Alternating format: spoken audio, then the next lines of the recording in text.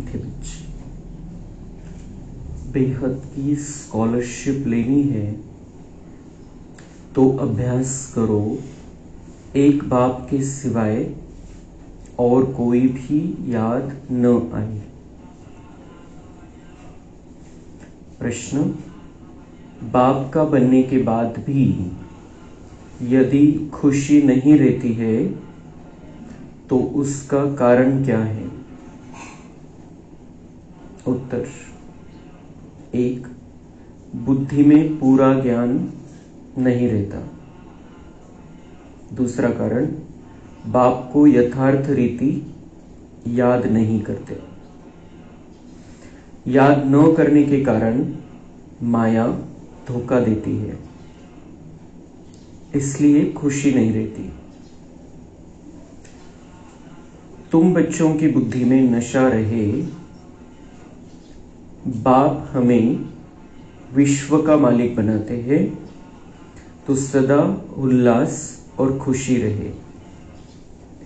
बाप का जो वर्षा है, पवित्रता, सुख और शांति, इसमें फूल बनो तो खुशी रहेगी।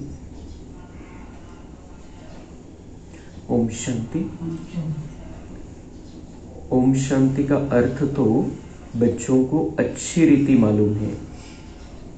मैं आत्मा, यह मेरा शरीर, यह अच्छी रीति याद करो। भगवान माना आत्माओं का बाप हमको पढ़ाते हैं। ऐसे कभी सुना है? आत्मा सुनती है और परमात्मा सुनाते हैं। यह नई बात है ना? विनाश तो होने का ही है ना? एक है विनाश काले विपरीत बुद्धि, दूसरे है विनाश काले प्रीत बुद्धि। तुम भी कहते थे ईश्वर सर्वव्यापी है, पत्थर बित्तर में है। इन सब बातों को अच्छी रीति समझना है। यह तो समझाया है आत्मा अविनाशी है, शरीर विनाशी है। आत्मा कभी घटती बढ़ती नहीं। वह है इतनी छोटी आत्मा, इतनी छोटी आत्मा ही 84 जन्म लेकर सारा पार्ट बजाती है। आत्मा शरीर को चलाती है। ऊंच से ऊंच बाप पढ़ाते हैं तो जरूर मर्तबा भी ऊंच मिलेगा। आत्मा ही पढ़कर मर्तबा पाती है। आत्मा कोई देखी नहीं जाती। बहुत कोशिश करते हैं कि देखे आत्मा कैसे आती है, कहां से निकलती है, परंतु मालूम नहीं पड़ता है। कोई देखे भी तो भी समझ नहीं सकेंगे। यह तो तुम समझते हो, आत्मा ही शरीर में निवास करती है। आत्मा अलग है, जीव अलग है। आत्मा छोटी बड़ी नहीं होती है, जीव छोटे से बड़ा होता है। आत्मा ही पतित और पावन बनती है। आत्मा ही बाप को बुलाती है, हे पतित आत्माओं को पावन बनाने वाले बाबा आओ। सब में प्रवेश करे, यह तो हो नहीं सकता। यह बुद्धि में उल्टा ज्ञान होने के कारण ही नीचे गिरते आए हैं, क्योंकि बहुत ग्लानि करते, पाप करते, डिफेम करते हैं। आत्मा ही बेहद के बाप की ग्लानि करती है। बाबा, आप कच्छ मच्छ अवतार हो। श्री कृष्ण की भी ग्लानि की है। रानियों को भगाया, यह किया, माखन चुराया। अब माखन आदि चुराने की उनको क्या दरकार पड़ी? कितने तमोप्रधान बुद्धि बन पड़े हैं। बाप कहते हैं मैं आकर तुमको पावन बनाने की बहुत सहज युक्ति बताता हूं। बाप ही पतित पावन सर्वशक्तिमान अथॉरिटी है। जैसे साधु संत आदि जो भी है उनको शास्त्रों की अथॉरिटी कहते हैं। शंकराचार्य को भी वेदों शास्त्रों आदि की अथॉरिटी कहेंगे। उनका कितना भपका होता है। शिवाचार्य का तो कोई भपका नहीं, इनके साथ कोई पलटन नहीं। यह तो बैठ सभी वेदों शास्त्रों का सार सुनाते हैं। अगर शिव बाबा भपका दिखाए तो पहले इनका यानी ब्रह्मा का भी भपका होना चाहिए, परंतु नहीं। बाप कहते हैं मैं तो तुम बच्चों का सर्वेंट हूं। बाप इनमें प्रवेश कर बच्चों को समझाते हैं कि बच्चे तुम पतित बने हो, तुम पावन बन फिर 84 जन्मों के बाद पतित बन गए हो। इनकी ही हिस्ट्री ज्योग्राफी फिर से रिपीट होगी। इन्होंने ही 84 जन्म भोगे हैं, फिर उन्हें ही सतो प्रधान बनने की युक्ति बताते हैं। बाप ही सर्वशक्तिमान है। ब्रह्मा द्वारा सभी वेदों शास्त्रों का सार समझाते हैं। चित्रों में ब्रह्मा को शास्त्र दिखाते हैं, परंतु वास्तव में शास्त्रों आदि की बात है नहीं। न बाबा के पास शास्त्र है, न इनके पास, न तुम्हारे पास शास्त्र है। यह तो तुमको नित्य नई नई बातें सुनाते हैं। यह तो जानते हो कि सभी भक्ति मार्ग के शास्त्र हैं।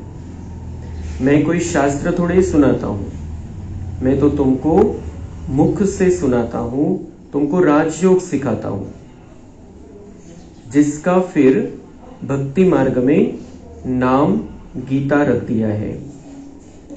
मेरे पास व तुम्हारे पास कोई गीता आदि है क्या? यह तो पढ़ाई है। पढ़ाई में अध्याय श्लोक आदि थोड़े ही होते हैं। मैं तुम बच्चों को पढ़ाता हूं, हूबहू कल्प कल्प ऐसे ही पढ़ाता रहूंगा। कितनी सहज बात समझाता हूं। अपने को आत्मा समझो। यह शरीर तो मिट्टी हो जाता है, आत्मा अविनाशी है। शरीर तो घड़ी घड़ी जलता रहता है। आत्मा एक शरीर छोड़ दूसरा लेती है। बाप कहते हैं मैं तो एक ही बार आता हूं। शिवरात्रि मनाते भी है। वास्तव में होना चाहिए शिव जयंती, परंतु जयंती कहने से माता के गर्भ से जन्म हो जाता है, इसलिए शिवरात्रि कह देते हैं। द्वापर कलयुग की रात्रि में मेरे को ढूंढते हैं, कहते हैं सर्वव्यापी है, तो तेरे में भी है ना, फिर धक्के क्यों खाते हो? एकदम जैसे देवता से आसुरी संप्रदाय के बन जाते हैं। तर बाबा म्हणता है द्वापर कलियुग की रात्रि में मेरे को ढूंढते हैं, मला शोधताय। कुठं कुठं द्वापर आणि कलियुगामध्ये बिलकुल जसं काही अंधकार आहे, ज्ञान नाहीये, क्लॅरिटी नाहीये, तर अंधकारामध्ये भटकताय। कुठे शोधताय?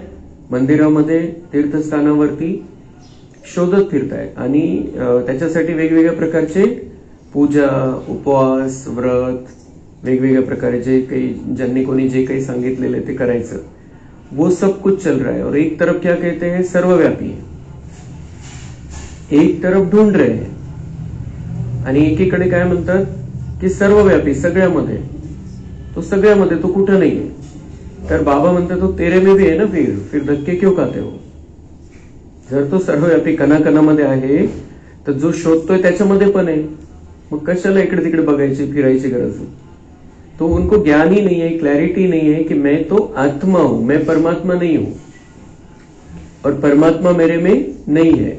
परमात्मा तो परम धाम का रहने वाला है। परमात्मा परम धाम का रहने वाला, मैं उसका बच्चा हूं। मैं यहां पर आया हूं अपना पार्ट बजाने, और अब मुझे फिर से एक बार परमात्मा आता है 5000 वर्ष के बाद, जब मेरी ताकत कम हो जाती है, मेरी चार्जिंग खत्म हो जाती है, तब स्वयं परमपिता परमात्मा आते हैं और मुझे फिर से चार्ज करते हैं, फिर से सतो प्रधान बनाते हैं, मैं फिर से उनका बच्चा बन जाता हूं। ये बातें उनको पता ही नहीं है, तो ऐसे ही ढूंढते रहते हो। तो हमें तो बाबा मिल गया, हमें पता चल गया है कि उसको शिव जयंती होनी चाहिए, बाबा का अवतरण होता है, जयंती होनी चाहिए। लेकिन जयंती क्यों नहीं कहते दुनिया वाले भी? जयंती म्हटल्यावर जन्म झाला शरीराच्या आधाराने, ज्यांची ज्यांची जयंती आहे त्यांचं शरीराच्या आधाराने जन्म झालेला आहे, मातेच्या गर्भातून जन्म झालेला आहे, ज्यांची ज्यांची जयंती दुनियामध्ये मनवतात। मग शिवबाबाचीच फक्त शिवरात्र का म्हटलं जातं? कारण त्यांचा तसा जन्म नाही। दुनियावाल्यांनी थोड्या थोड्या गोष्टी पकडलेल्या आहे, पण त्यांना क्लिअर काहीच नाही। तो शिवरात्रि भगवान कलयुग की जो घनघोर रात्रि है उसमें आता है यहाँ पर इस धरती पर, और हम सबको विकारों से मुक्त कर देता है। रात्रि के अंधकार में वो उजाला फैला देता है, और इसका यादगार महाशिवरात्रि मनाया जाता है। तो दुनिया वालों को इन सारी बातों का कुछ भी एहसास भी नाही आहे, त्यांना काही समजून पण घ्यायचं नाही त्या गोष्टींना, आणि म्हणून आपल्याला खूप मेहनत घ्यावी लागते की त्यांनी समजून घ्यावं म्हणून।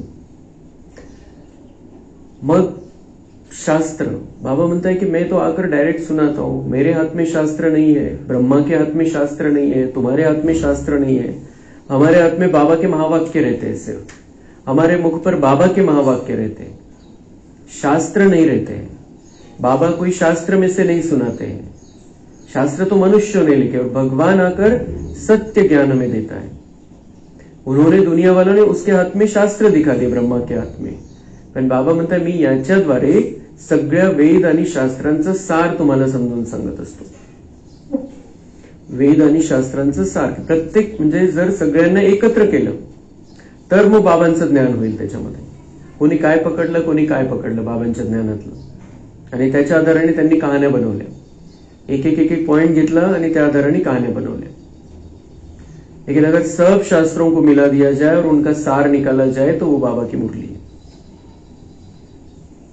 तो मुरली में से ही अभी जो भी, जिन्होंने भी शास्त्र बनाए, जिन्होंने भी धर्म स्थापन किए हैं, वो सब बाबा के पास एक बार तो आए थे, बाबा से उन्होंने ये ज्ञान लिया था, बाबा का ज्ञान प्राप्त किया था। वो बच्चे बनकर नहीं रहे, लेकिन ज्ञान तो लिया था, धर्म स्थापना की प्रेरणा लेकर गए। तो फिर उन्होंने कुछ न कुछ बात पकड़ ली बाबा की, और उस आधार से फिर द्वापर के बाद में अपने अपने धर्म बनाए। वो भी उनका ड्रामा में पार्ट है, त्यांचे कार्य चांगलं आहे, त्यांनी त्यावेळेला खूप चांगलं कार्य केलेलं आहे। जे धर्मस्थापक आहे त्यांचं कोणाचंही आपल्याला महत्व कमी नाही आपण समजत, प्रत्येकाचं आपलं आपलं महत्व आहे। त्यावेळेला बाबा नव्हता आणि ज्ञान नव्हतं, तर त्यांनी आपल्या पद्धतीने केलं। त्यांचं भाग्य हे नाहीये की ते संगमयुगामध्ये बाबांचा बच्चा बनून राहतील, हे नाहीये त्यांचं भाग्य। आणि म्हणून जेवढा काळ ते आले, थोडा काळ बाबांकडून काही घेतलं आणि मग त्या आधाराने आपल्या धर्माची स्थापना केली। पण त्यांच्या नशिबामध्ये सतयुग आणि त्रेतायुग नाहीये, ज्यांनी ज्यांनी धर्माची स्थापना केली। लेकिन हम बाबा के बच्चे बाबा से डायरेक्ट ज्ञान सुनते हैं, और उस आधार से हम स्वयं देवता बन जाते हैं। वो धर्मस्थापक और हम देवता बन जाते हैं। हम स्वयं देवता बनकर जीवन जीने वाले हैं। ते खराब झालेल्या विकारी दुनियामध्ये येणार आहे खाली, जे जे धर्मस्थापक है।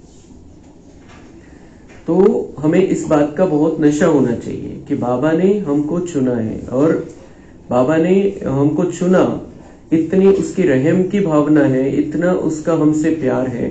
हमने उसकी कितनी निंदा की, कितना अपमान किया। हम भी कहते थे वो सर्वव्यापी है, हम भी कहते थे कि वो हर तरफ है, तो कणाकणामध्ये। तर हे जाणून बुजून आपण त्याचा अपमान नाही केला, पण अपमान तर झालेला आहे अज्ञानामुळे। लेकिन फिर भी उसने मन पर नहीं लिया इस बात को, और वो हमारे कल्याण के लिए हर कल्प में आता है, और हमें फिर से देवता बनने की ट्रेनिंग देकर हमें फिर से देवता बना देता है। तो जैसे मेरी निंदा की बाबा, मतलब वैसे मेरे बच्चे की भी निंदा की, श्री कृष्ण की भी निंदा की, इतनों को भगाया, वस्त्र चुराए, माखन चुराए। अब मतलब वो तो नंबर 1 राजकुमार है, उसको किसी बात की कोई कमी नहीं है। उसको किसी से कुछ चुराने की जरूरत ही नहीं है। बहुत सुंदर सतो प्रधान सबसे नंबर 1 का जिस दुनिया में, जो भगवान के बाद में जिसका नंबर है, उसके बारे में भी वो कहानियां बनाने वाले का कोई दोष नहीं है। उनका यही दोष है कि बस सिर्फ उन्होंने भगवान से हमको दूर लेकर चले गए कहानी की वजह से। कहानियां बनाने में उनका उद्देश्य भगवान से जोड़ना या तोड़ना ये नहीं था। उनका उद्देश्य था की हमें इनको सही राह दिखानी, की चांगलं कसं वागायचंय, चांगलं कसं बोलायचं, हे फक्त। मग त्यामुळे त्यांनी मग श्रीकृष्ण सोबतही कहाण्या जोडून दिल्या, बाकीचे सगळे जे आहेत त्यांच्यासोबत पण वेगवेगळ्या प्रकारच्या कहाण्या जोडल्या। तर या सगळ्या गोष्टींचं चिंतन आपल्याला करायचंय की बाबा भेटण्याच्या आधीच आपलं जीवन कसं होतं आणि नंतर कसं झालेलं आहे, काय ज्ञान नव्हतं आपल्याला आणि काय ज्ञान प्राप्त झालेलं आहे, आपलं जीवन आता कसं परिवर्तन अजून पुढे करून घ्यायचंय आपल्याला। बाबांनी आपली निवड खूप मोठ्या उद्देशासाठी केलेली, असंच नाही निवडलं बाबांनी आपल्याला। बाबा हमें सतयुग की बादशाही देना चाहता है, हमारे हाथ में वो राज्य सौंपना चाहता है। हम आज देख रहे हैं कि आज किसी में भी वो क्षमता नहीं है कि वो दुनिया को तो चला ही नहीं सकता एक अकेला, लेकिन भारत को भी चलाने की क्षमता नहीं, एक राज्य को भी चलाने की क्षमता नहीं, एक जिले को भी चलाने की क्षमता किसी में नहीं रही है। इतके प्रॉब्लम, इतके विघ्न, इतकी परेशानी, इतके संकट है, लेकिन भगवान हमें इतना तैयार कर रहा है कि हम सारे विश्व को चला सकते हैं, सारे विश्व की बादशाही हमारे हाथ में देना चाहता है, और उसके लिए ये ज्ञान है सारा। इसलिए इस ज्ञान का और ज्ञान मार्ग का महत्व हमें पूरी तरीके से बुद्धि में बिठाना है, अपने आप को बहुत अच्छी रीति से समझाते रहना है।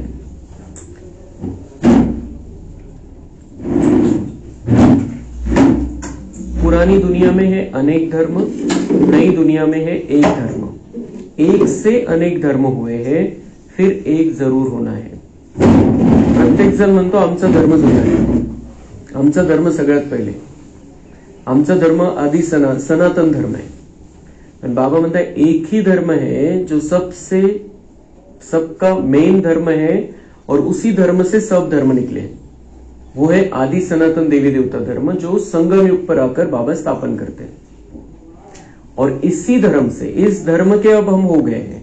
धर्म त्या अर्थाने नाही की पूजापाठ इकडचं करतोय तिकडचं सोडून दिलेलं आहे, मंत्र इकडचे म्हणतो तिकडचे सोडून दिलेले आहे।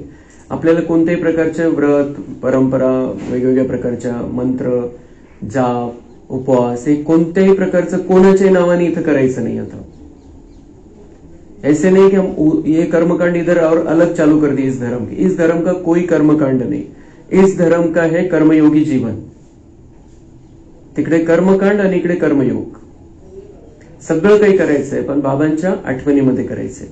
तो ये है देवी देवता धर्म जो श्रेष्ठ कर्म वाला है, और इसी देवी देवता धर्म से फिर शाखाएं निकली है। म्हणजे आदि सनातन देवी देवता धर्म आहे, याच्यापासून मग बाकीचे सगळे धर्म निघालेले पुढे चालून शाखा फुटल्या। जसं प्रत्येकाने आपलं आपलं जे बाबांकडून काही घ्यायचं होतं, एखादा पॉइंट पकडला, त्यानुसार आपले धर्म स्थापन केले, म्हणजे शाखा तशा निघाल्या। इस्लाम, ख्रिश्चन, बुद्ध, जैन, पारसी वगैरे ज्या सगळ्या जे निघाले ते सगळे मूळ आहे आदि सनातन देवी देवता धर्म। फिर बाबा म्हणते एक से अनेक धर्म हुए, फिर एक जरूर होना है। एकच धर्म राहील मग दुनियामध्ये, सगळे देवी देवताच राहतील। मनुष्य तो कह देते कलयुग में अभी 40,000 वर्ष पड़े हैं, इसको कहा जाता है घोर अंधियारा।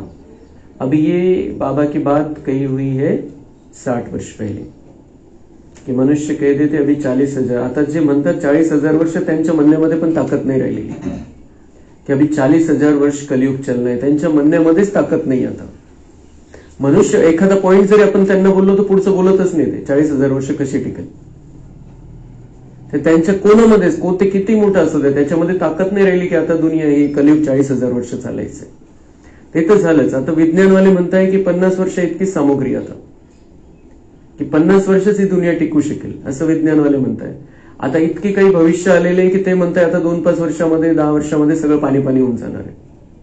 आता काल परवा एक भविष्यवाणी आलेली, त्याने म्हटलं की मुंबई डूब जाएगी, ये सब तरफ पाणी पाणी हो जाएगा। दुसरं आता बाबा, आता आपण काय म्हणतोय, आता आपण म्हणतोय महापरिवर्तन होणार आहे, आणि दुनियावाले म्हणायला लागले विनाश होणार आहे। आपण म्हणतोय की आता कलियुग जाऊन सतयुग येणार आहे, त्याची प्रक्रिया सुरू झालेली आणि ते सांगायला लागले आता ही दुनिया टिकत नहीं। तो अभी जैसे बाबा ने कहा था ये 100 साल लगते हैं सारा परिवर्तन होने को, तो ऐसा सब कुछ सब सामने आ रहा है, उनको सबको दिखाई दे रहा है सामने से। हमको थोड़ा सा बोलने की जरूरत है, वो सब समझ जाते हैं।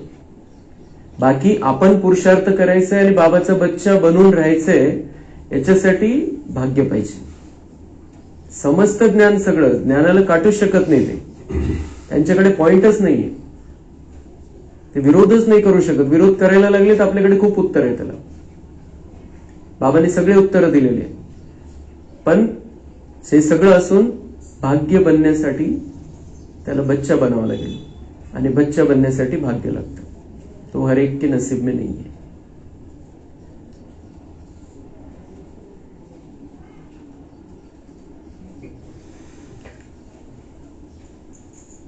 मनुष्यों में बहुत अज्ञान है। बाप ज्ञान सूर्य ज्ञान सागर आते हैं तो तुम्हारा भक्ति मार्ग का अज्ञान मिट जाता है। बाप ज्ञान सूर्य ज्ञान सागर आते हैं तो तुम्हारा भक्ति मार्ग का अज्ञान मिट जाता है। मतलब जो हम 2500 वर्ष से भक्ति मार्ग में थे तो हम कौन थे? अज्ञानी। पहले कहते हैं कि ज्ञान ले रहे हैं, इतना सारा ज्ञान है शास्त्रों में, इतने पंडित बने, इतने आचार्य हैं, लेकिन हम कौन थे? अज्ञानी, ज्ञान ही नहीं था। मूल प्रश्न माहिती नहीं, मी कौन है, कुठून आलेलो, काहीच माहिती नहीं। और भगवान अगर इतना सत्य ज्ञान देता है और बिना किसी भपके के, इथं थोडंसं कुणाला थोडंसं काही सिद्धी प्राप्त झाली तर किती भपका होऊन जातो त्याचा। और भगवान ऐसा है, दुनिया बिल्कुल कंप्लीट बदल देने वाला है, घनघोर नरक से इतना सुंदर स्वर्ग बनाने वाला है, फिर भी कोई भपका नहीं है। अवंत मी तर निराकार आहे आणि जो ब्रह्मा आहे त्याचाही भपका नाही, आणि मी कशासाठी भपका करू? आमचा भपका कशासाठी, कशाला शो करायचा है? हमारा जो भी प्रोग्राम होता है, कुछ भी होता है, उसमें रूहानियत होती है, असं नाही की काहीतरी दाखवायचंय। एक याच्यातून सेवा झाली पाहिजे ही भावना असते। कोणताही प्रोग्राम असू द्या, भले दादींचा बर्थडे असू द्या, प्रोग्राम म्हणायला तसं असतं, पण त्याच्यामधून सेवा झाली पाहिजे हा उद्देश असतो। पण भपका नाहीये, शो नाहीये, काही दाखवायचा विषय नाहीये। तो भगवान आकर हमारा अज्ञान मिटाता है, बहुत साधारण रीति से आता है, और किस भावना से आता है कि मैं बच्चों की सेवा पर आया हूं। भपका कशाचा? मी सेवक आहे, सेवेसाठी आलेलो आहे।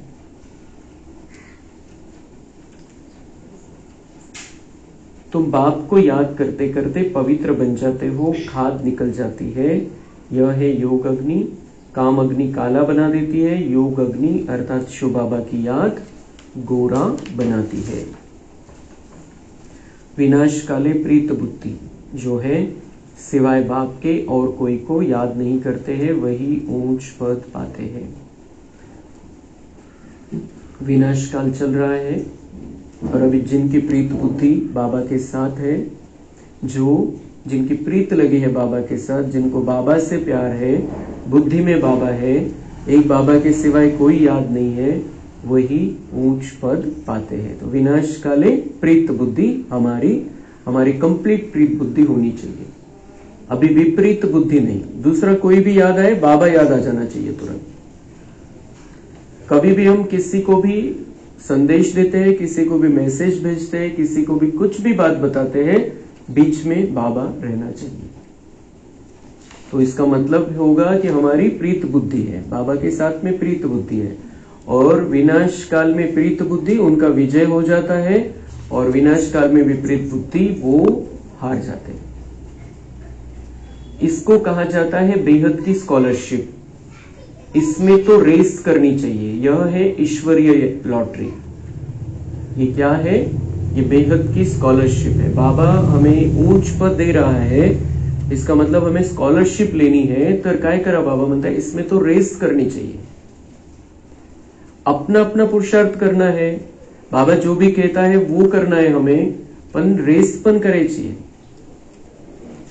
की हे काय करताय तसं मला करायचंय, मला पण करायचंय, हे सेवा करताय मला पण तशी सेवा करायची, यांच्याकडून जशी होते सेवा तन मन धनाने मला पण तशी सेवा करायची, हे जसं मुरलीला येतात रोज मलाही रोज मुरलीला यायचंय, मलाही रोज मुरलीला वेळेवर यायचंय, हे पण महत्वाचं आहे, लेट नाही यायचंय. आणि योग करते, ये भी योग को जाते, मुझे भी योग को जाना है, कहानी भी मुझे मिस नहीं करनी है, ये सब होना चाहिए. रेस कोणती करायची? एकमेकांशी स्पर्धा करून आपण पुढे जाऊ शकतो, एकमेकांनाही पुढे घेऊन जायचंय. पण जेव्हा स्पर्धा असते तेव्हा अजून चांगल्या प्रकारे आपल्याकडून सिरियसली काही होत असतं, जे काही पुरुषार्थ करायचंय. असंच नाही होणार की हा चल रहा है, कर रहे हैं, वो नहीं करते, मुझे नहीं करना है, अब हमें आगे होके सबको दिखाना है हम कैसा चारों विषयों में आगे जा सकते हैं. तो वो भी रेस करने लगेंगे, त्यांच्यामध्ये स्पर्धा निर्माण होईल की मला पण पुढे जायचंय, मला पण हे करून दाखवायचंय, हेच का बरं पुढे, मला पण पुढे यायचंय.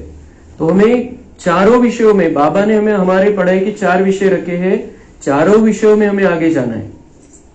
याच्यामध्ये शर्यत करायची एकमेक, ही चांगली स्पर्धा बाबा आपल्याला शिकवतोय. ही ईर्ष्यावाली स्पर्धा नाही की त्याला पुढे जाऊ द्यायचं नाहीये, मला पुढे जायचं त्याला पुढे जाऊ द्यायचं नाही, एकमेकांना बघून आपण पण पुढे जायचं. ही शर्यत बाबा आपल्याला शिकवतोय. आणि ही शर्यत आपल्याला खूप चांगल्या प्रकारे या शर्यतीमध्ये भाग घ्यायचा.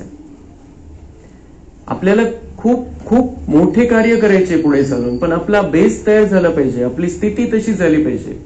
बाबा खूप काही करून घेईल, आपल्याला असं नाही प्रश्न पडणार की मी काय करू, माझ्याकडून काय होईल, काहीच नाही. बाबा बरोबर आपली स्थिती जर चांगली असेल तर बाबा आपल्याकडून काही सेवा करून घेईल, हजारो लाखो आत्म्यांची सेवा होईल. कधी काय करून घेईल बाबा आपल्याकडून, कशा प्रकारे, मनसा वाचा कर्मणा तन मन धन, कोणत्याही प्रकारे कशी सेवा करून घेईल आणि आपलं भाग्य बनून जाईल त्याच्यामध्ये. आणि आपलं भाग्य बनता बनता दुनियेचं भाग्य बनून जाईल. इसलिए ये बाबा जो कहता है रेस करो, ते या रेसमध्ये आपण भाग घ्यायचा, रेसच्या बाहेर नाही पडायचं. करा तुम्हाला काय करायचं, माझं नाही जमत, ऐसा नहीं. तो यह है ईश्वरीय लॉटरी. एक तो याद, दूसरा दैवी गुण धारण करने हैं और राजा रानी बनना है, तो प्रजा भी बनानी है. ये स्कॉलरशिप लेनी है, ये ईश्वरीय लॉटरी है, सतयुग का ऊंचा पद. तो वो अगर लेना है तो उसके लिए क्या चाहिए? एक तो याद चाहिए, दूसरा दैवी गुण धारण करने हैं और राजा रानी बनना है, तो प्रजा भी बनानी है. 3 गोष्टी. एक तो बाबा को याद करना है, बाबा को याद करने से हमारे विकर्म विनाश होंगे. दैवी गुण धारण करना बाबा मुरली से सिखाता है, इसलिए योग भी जरूरी है और मुरली भी जरूरी है. और राजा रानी बनना है तो प्रजा भी बनानी, मतलब सेवा करना भी जरूरी है. जैसे भी हम सेवा कर सकते, तन से, मन से, धन से, मनसा वाचा कर्मणा, अपने समय श्वास संकल्प को सफल करते चलना है. अगर राजा रानी बनना है तो प्रजा भी बनानी, मतलब सेवा करनी है सबकी, सबको संदेश देना है. कोई बहुत प्रजा बनाते हैं, कोई कम. प्रजा बनती है सेवा से. म्यूजियम, प्रदर्शनी आदि में ढेर प्रजा बनती है. इस समय तुम पढ़ रहे हो, फिर सूर्यवंशी चंद्रवंशी डिनाइस्टी में चले जाएंगे. यह है तुम ब्राह्मणों का कुल. बाप ब्राह्मण कुल एडॉप्ट कर उन्हों को पढ़ाते हैं. बाप कहते मैं एक कुल और 2 डिनाइस्टी बनाता हूँ, सूर्यवंशी महाराजा महारानी, चंद्रवंशी राजा रानी. इन्हों को कहेंगे डबल सिर ताज. फिर बाद में जब विकारी राजाएं होते हैं तो उनको लाइट का ताज नहीं होता, उन डबल ताज वालों के मंदिर बनाकर उनको पूजते हैं. पवित्र के आगे माथा टेकते हैं. राजा राणी जे द्वापर नंतर बनतात ते पहिले जे राजा राणी होऊन गेले, राम सीता, राधाकृष्ण, लक्ष्मीनारायण यांचे मंदिर बनवून त्यांची पूजा करतात, कारण स्वतःमध्ये विकार है. मग निर्विकारी राजांची पूजा करतात. तो ये जो थे, इनको हम देवता मानते हैं, भगवान मानते हैं, वो राजा रानी थे इस दुनिया के, महाराजा महारानी थे. और वो निर्विकारी थे, संपूर्ण पवित्र थे, संपूर्ण अहिंसक थे. और इसीलिए राजा जो द्वापर के बाद के राजा है, उन्होंने भी उनकी पूजा स्टार्ट की और हमने भी. मीठे मीठे बच्चों को बाप ने आकर परिचय दिया है कि मैं एक ही बार पुरुषोत्तम संगम युग पर आता हूं. मैं युगे युगे तो आता ही नहीं हूं, कल्प के संगम युगे आता हूं, न कि युगे युगे. कल्प के संगम पर क्यों आता हूं? क्योंकि नर्क को स्वर्ग बनाता हूं. हर 5000 वर्ष बाद आता हूं. कई बच्चे लिखते हैं बाबा हमको खुशी नहीं रहती है, उल्लास नहीं रहता है. बच्चे, बाबा के बच्चे, आनंद के सागर के बच्चे क्या कहते हैं बाबा को? बाबा हमें खुशी नहीं रहती है, उल्लास नहीं रहता है, मग बाबा बघा कसं उदाहरण देतो. अरे बाप तुमको विश्व का मालिक बनाते हैं, ऐसे बाप को याद कर तुमको खुशी नहीं रहती है जो इतनी बड़ी प्राप्ति करा कर देने वाला है. क्या नहीं है उस दुनिया में, कितनी सुंदर दुनिया हमारे लिए बना रहा है, उसका कोई स्वार्थ नहीं. इस दुनिया में कोई भी कुछ भी हमें देता है, कुछ भी हमारे लिए करता है, कुछ ना कुछ तो स्वार्थ रहता है. लेकिन बाबा इतना कुछ देने वाला है जिसका लिमिट नहीं है, जिसका हम गिनती नहीं कर सकते हैं. उस बाप को याद करते हमको खुशी नहीं होती. तो अगर हमें खुशी नहीं, इसका मतलब याद में कमी है. बिल्कुल क्लिअर समीकरण. जर आठवण आहे बाबांची तर आनंदच पाहिजे. जर आनंद नाहीये याचा अर्थ बाबांची आठवण नाही. बाबा समजला नाही. तो अरे बाप तुमको विश्व का मालिक बनाते हैं, ऐसे बाप को याद कर तुमको खुशी नहीं रहती है. तुम पूरा याद नहीं करते हो तब खुशी नहीं ठहरती है. याद नहीं करते इसलिए खुशी नहीं ठहरती. याद करेंगे बाबा को तो बाबा की खुशी के वाइब्रेशन तो ऑटोमेटिक आएंगे.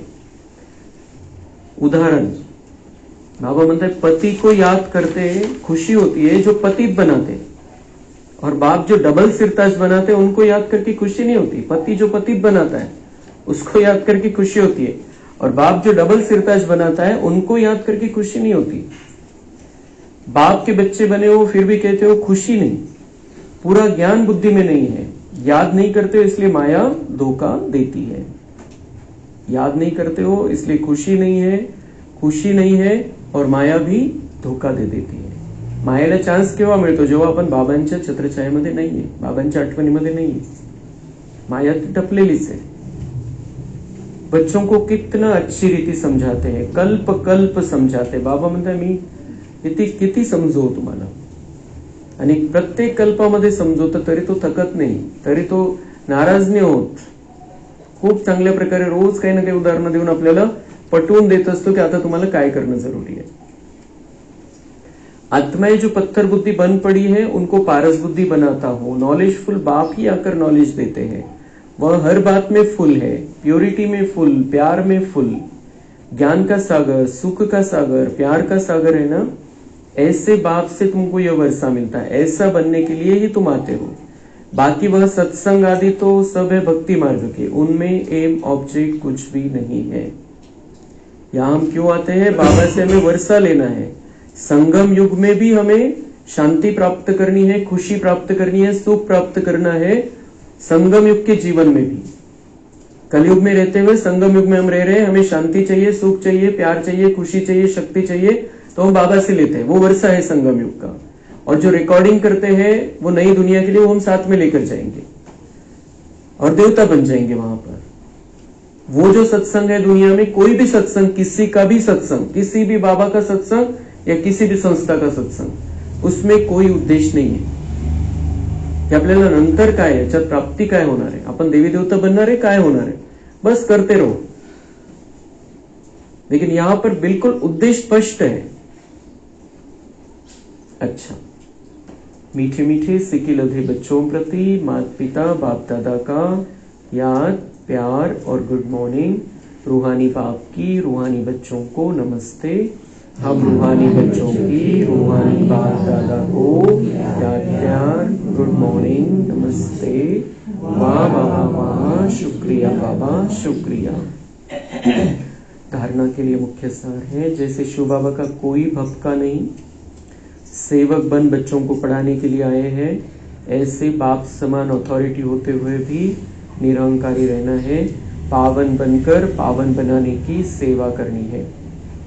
विनाश काल के समय ईश्वरीय लॉटरी लेने के लिए प्रीत बुद्धि बन याद में रहने व दैवी गुणों को धारण करने की रेस करनी है.